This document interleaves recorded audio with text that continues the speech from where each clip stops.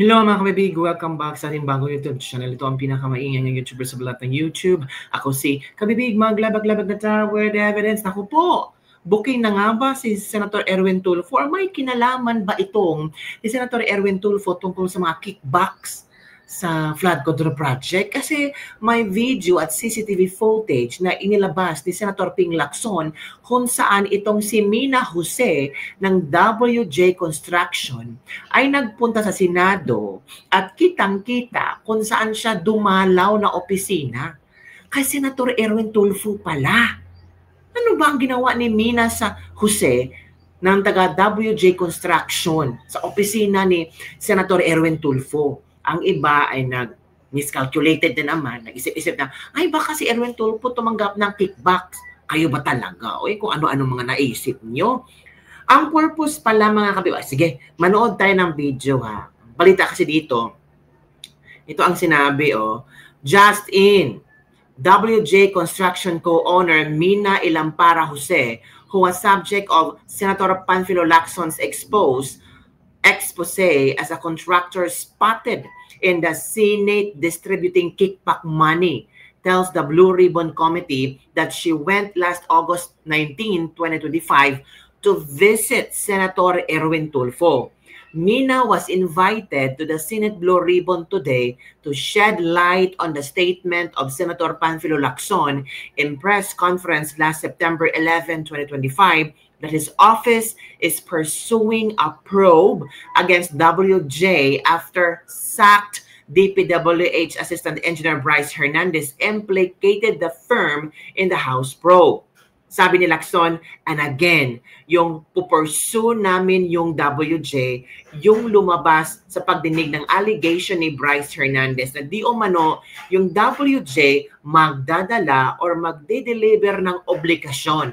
Pag sinabing obligasyon, ito na yung bagay or lagay. So, pupursue namin yun and we, again, as we speak, meron kaming video footage ng CCTV footage na dumalaw dito talaga yung WJ, ang pangalan yata Mina. So ito kabibig, ang video kung saan presenta ni Senator Lacson pera para sa proponent.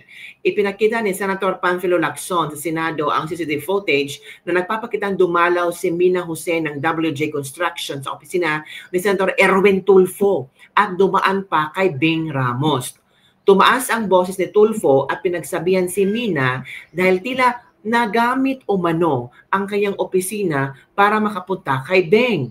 Samantala, iginiitindaping DPWH District Engineer Bryce Hernandez na si Mina ang nagdadala ng obligasyon o pera sa mga sangkot sa flood control scam. So, eto kabibig ang video para kita natin ha. Naku po, trending na trending ito. Ito na kabibig. Ano po talagang totoong nangyari? Go. Okay, so from the lobby po, nagsabi po ako na I have a permit to enter the Senate, and then pinanong po yung pangalan ko, hinanap po nila sa computer, and then nung na-confirm po nila, sabi nila, umakyat ka na sa second floor, dun ka mag-register. So pag akyat po, nakikita nyo po, meron pong separate na bag and body scanner where yung mga guests po dapat mag-pass through muna doon. After po noon, pupunta po sa logbook area, ilalag nyo po yung pangalan nyo, yung phone number nyo, taga saan kayo, and kung saang office kayo pupunta. And hitingnan po kami ng ID to verify kung kami po talaga yung nasa list. And that's what I did, Your Honors. Ito po, yan na yung pumunta kayo sa Broome, di ba? Yes sige, po. Sige, tuloy nyo lang. Yeah, so dahil nga po nakita ko na yung elevator is cramped and dalawa lang po yung para sa mga senators, isa lang po yung sa guests, and natatakot ako na pumasok sa cramped elevator because I don't have my mask. I took the stairs po. And dumaan po ako kay Beng. Inuna ko po muna siya dahil sa totoo lang po, nakiusap po ako sa kanyang mag-prepare or mag-print ng sample proposal na i-attempt ko po sanang i-present kay Senator Erwin. So dumaan po ako doon briefly, nagpicture pa nga po kami, and I texted my other friend sa room who was at that time in the session hall to tell her na, hey, nandito na ako. So after po noon, umakyat na ako dahil nagagalit na po sa akin yung staff ni Senator, bakit daw po ang tagal ko. Sandali lang daw po si Senator para explain sa akin kung anong gusto niyang gawin. So umakyat na po ako sa office ni Senator Erwin Tulfo. Mr. Chair, may I also add that we'll be submitting a screenshot of the text message between my staff and Ms. Mina Jose. Where was she during that time? Dahil doon po sa text message, sinabi niya dumaan pa sa broom. At meron din po akong letter sa staff ko asking her bakit dumaan sa broom. Parang ginamit po yung aming opisina na makapasyal siya sa broom, wala naman po sa agenda. Hindi rin po niya minensyon na may kilala po siya dito sa Senate, dyan sa broom, sa Blue Ribbon. So, in other words, Mr. Chair, para nagamit po yung opisina ko para dumaan po siya sa broom kung ano man yung kanyang business doon, Mr. Chair.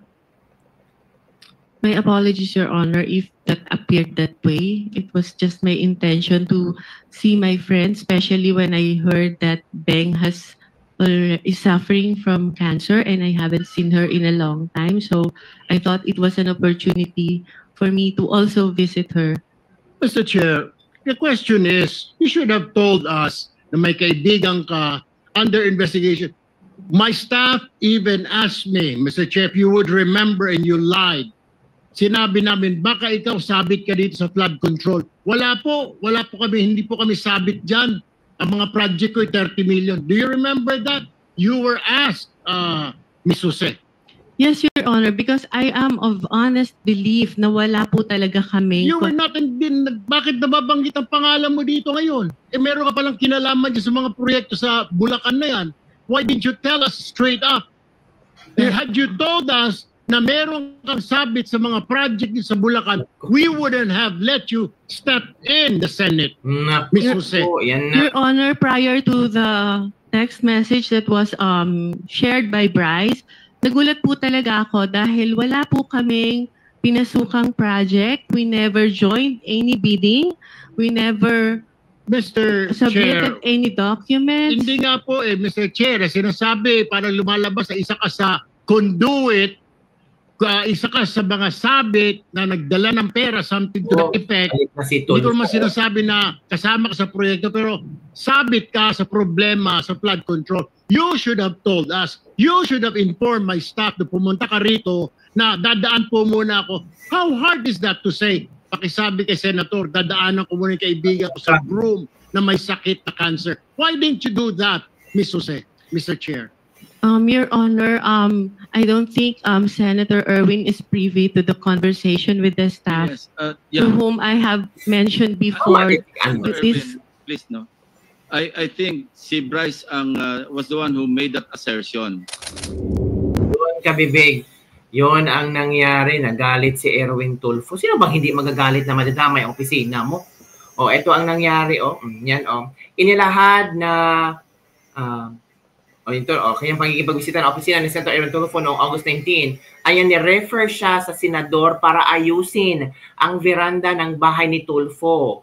Kwento din niya na dumaan muna siya sa Blue Ribbon Oversight Office Management or BROOM at nakipagkita kay Beng Ramos na kanyang kaibigan. Yun pala, si Mina ay ni-refer pala na ayusin ang veranda ni Tulfo. Ito, nandyan po yung pag-uusap kung kailan Alcantara.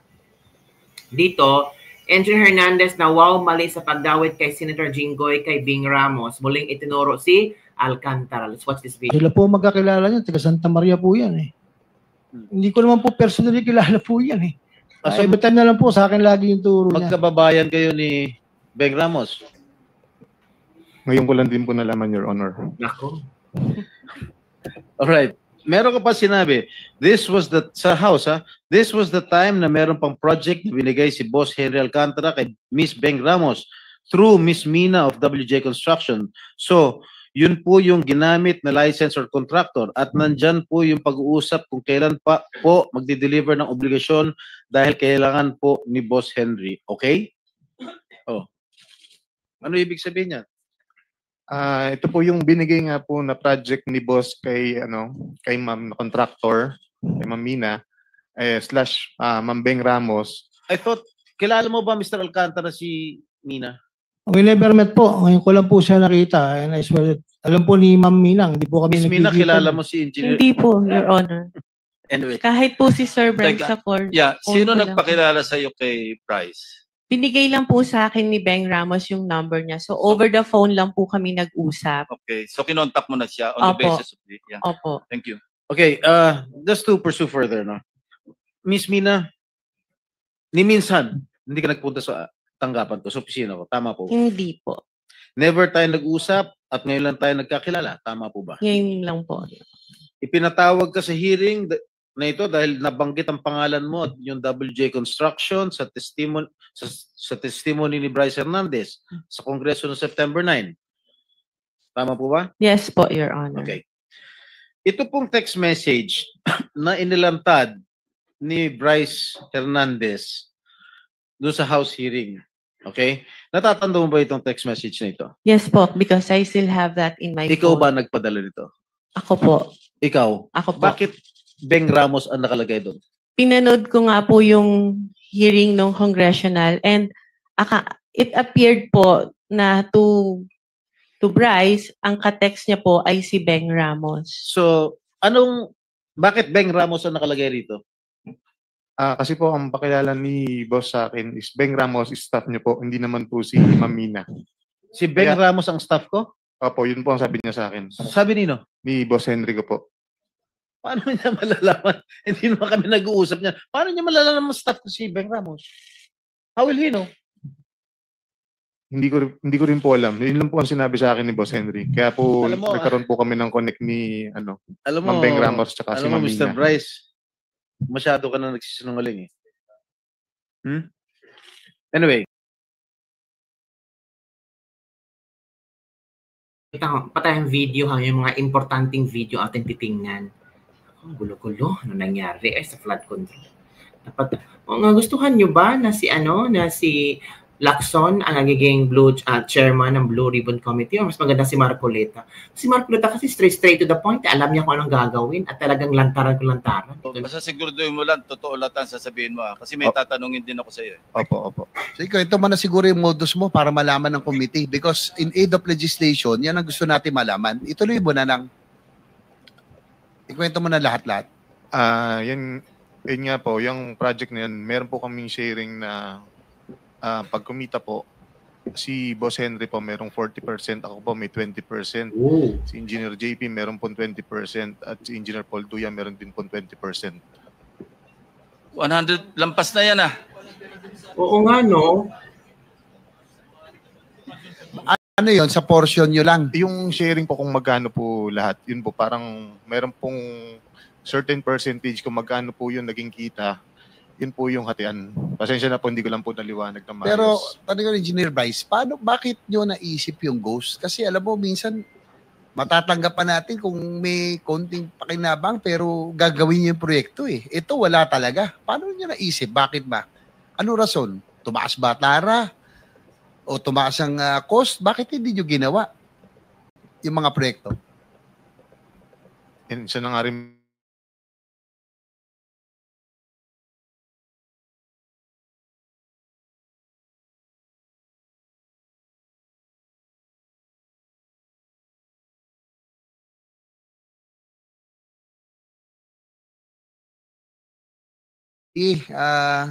Sabi mo, Boss Angeles, yung dating DE yan, di ba? Raul Angeles? hindi po, wala po akong binanggit na Angeles po. Sorry. Engineer Alcantara, sino po yung proponent na sinasabi ni Bryce? Hindi ko po alam sa kanya, Your Honor. Every time po na may tatanong sa kanya, puro po ang turo sa akin. Maliwanag mo naman po rito na sinasabi ng mga contractor na sila po ang kausap dyan, Your Honor. Hindi, pero under oath po kayo, Engineer Alcantara, para mabawasan na nyo. Turuan nyo na kami, tulungan nyo na kami malaman ng katotohanan. Total, andyan na kayo sa ganitong posisyon, sitwasyon. Sino po buwang mas mataas na opisyal ang nakakaalam nito o may kinalaman nito? Whether insertion o pinayagan yung inyong modus, mayroon bang mas mataas opisyal ng DPWH, meron ba legislator na Di pa lang kayo? yan ang sinususpetsahan? Dahil, sige po. Your Honor, pagdating po sa funding, gaya po ng sinabi ko dati, kami po ay nagsasubmit ng wishlist sa regional office po. Wishlist po na nanggagaling sa amin. At after po niyan, sinasabit po nila sa central office. Regarding po dun sa mga insertions po ng sinasabi niyo po, wala po kaming alam po doon Your Honor Kasi po, gaya nga po nila Yusek Kati at sila Secretary, tinatanong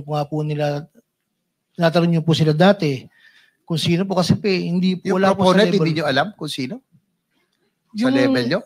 Yung pong regular po na dumadating po sa district na under po sa NEP, sa NEP lang po ang pinag-uusapan po natin. Sinong Yusek ang sinasabi nyo may alam nito? Yung mas mataas sa inyo? Di po, ang sinasabi ko po, tinatanong nyo po dati sila Yusek Cabral because they are the planning.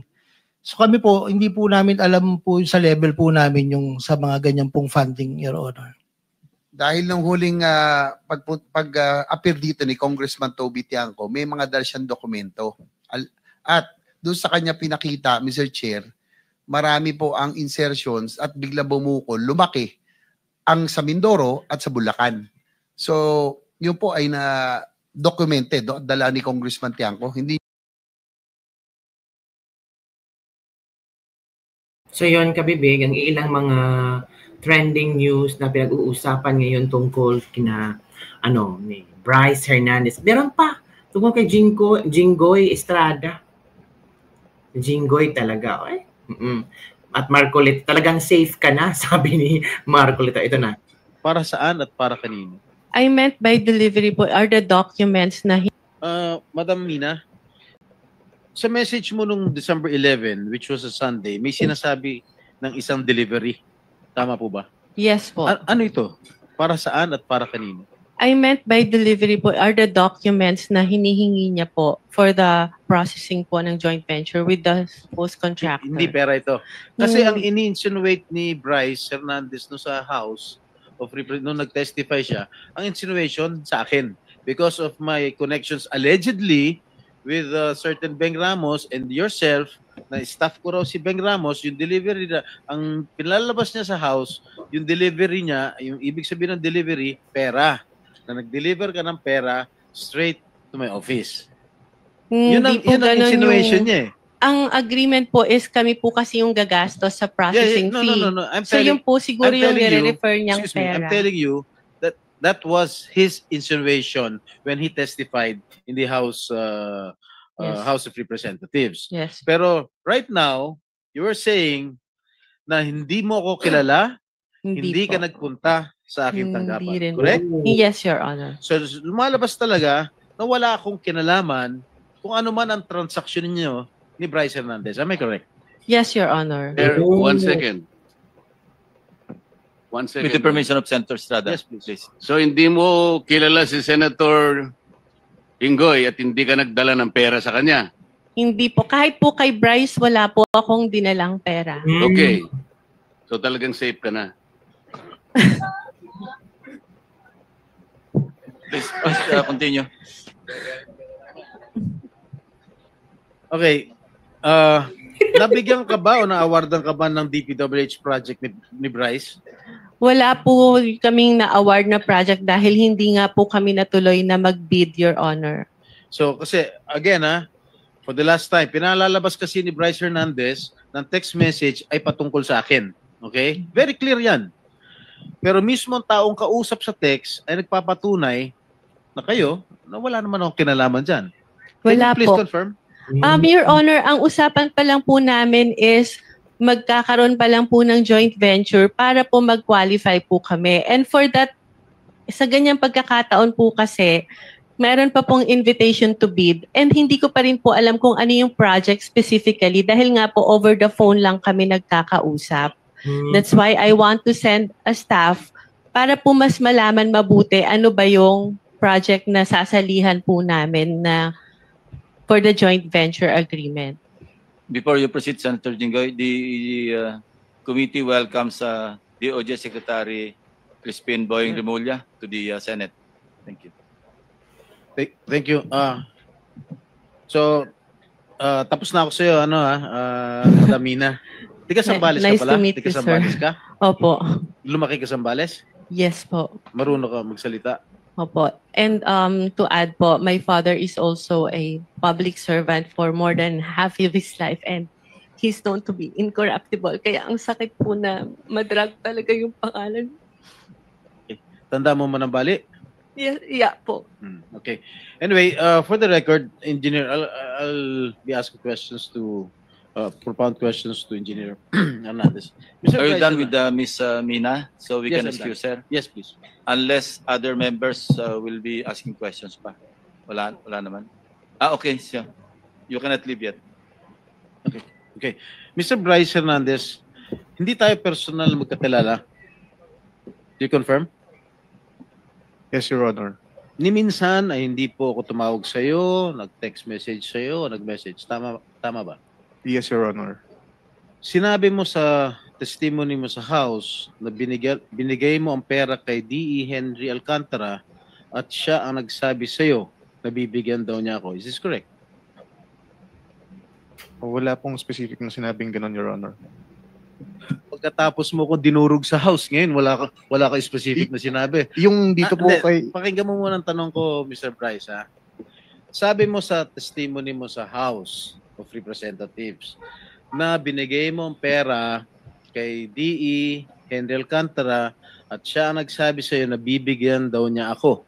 Is this correct? Tungkol po dun sa 20... So yun kabibig, yun ang mga pinag-uusapan ngayon sa social media. Safe na si Jinggoy Estrada. Nako po, yan na. Jinggoy Estrada, safe na safe. Nagtawanan silang lahat. Ay, nako, si Senator Jinggoy Estrada, mga kababig. Ay, kailangan talaga yung lumusot. Of course, nakalusot naman siya. Diba? Jinggoy Estrada needs to clean his name. Kasi mahirap naman na gagawin lang siya, gagamitin lang siya, di ba? So yun ang kabibig ang ating Ladies Lebag-Lebag for today. Ano ang inyong komento, reaction hinggil dito? Naku. Magpatawag dito. Ni-refer pala ang WJ Construction si Mina Jose para sa biranda ni Erwin Tulfo. Tapos itong si Mina Jose, hindi niya kilala si Jinggoy Estrada. Kaya safe si Jinggoy. Yun lang kabibig. Don't forget to like, subscribe, and share this video. Bye everyone. See you next time.